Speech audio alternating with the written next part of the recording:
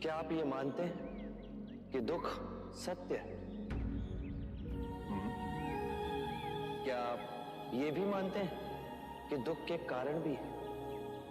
हाँ।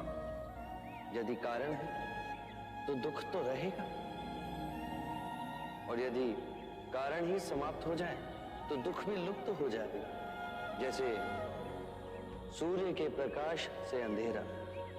आप सुनी सुनाई बातें नहीं कहते, अपने गहन अनुभव के आधार पर कहते हैं।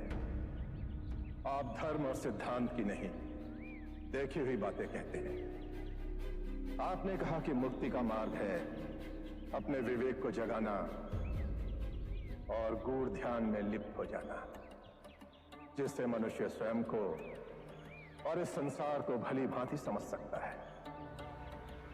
परंतु एक प्रश्न है, ये जो सारी विधियां हैं, रीतियां हैं, पूजा पाठ है, क्या ये सब व्यर्थ है?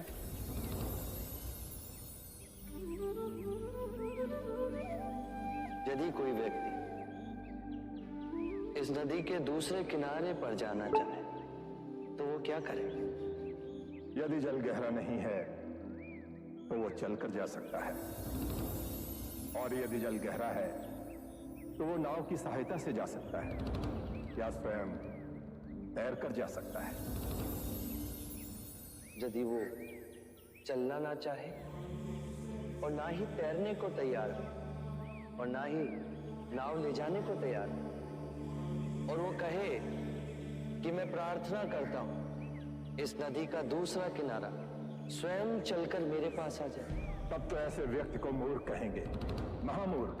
इसी प्रकार यदि व्यक्ति अज्ञान और भ्रांति को अपने विवेक से मिटाएगा नहीं तो परम आनंद और मुक्ति के दूसरे छोर पे कैसे पहुंच पाएगा? चाहे वो पूजा करे या अनुष्ठान या व्रत करे या किसी नीति पर चले, वो इस किनारे ही रहेगा। हमने सारे शास्त्रों को पढ़ा, उन पर व्याख्या की, परंतु जीवन के इतने जटिल सत्य को इतनी सरलता से किसी ने नहीं समझाया, किसी ने नहीं समझाया। आप इस भटकती मानवता को परम ज्ञान का मार्ग दिखाएंगे।